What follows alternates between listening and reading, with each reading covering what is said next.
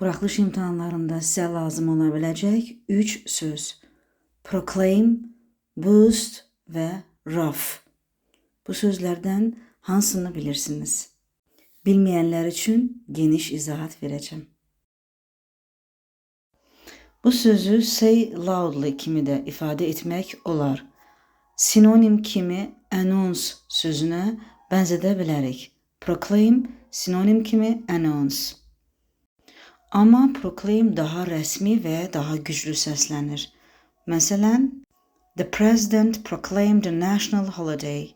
Yəni prezident milli bayramı elan etdi, bəyan etdi. İkinci söz boost.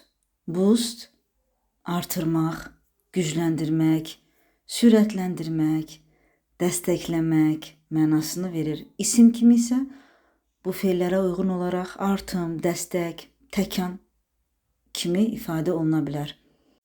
Hər hansı bir şeyin səviyyəsini, gücünü, dəyərini yüksəltmək üçün bu ifadədən, boost ifadəsindən istifadə edə bilərik. Məsələn, satışları artırmaq üçün, enerjini artırmaq üçün, əhval-ruhiyyəni qaldırmaq üçün bu ifadədən istifadə edə bilərik.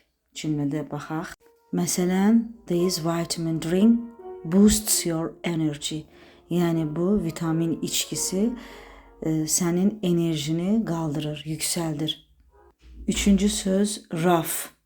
Bu bir sifətdir. Mənası sərt, kobud, hamar olmayan.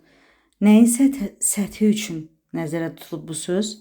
Amma hər hansı bir həyat şəraitini göstərmək üçün və ya davranış növünü göstərmək üçün çətin, ağır, kobud mənasına gəlir.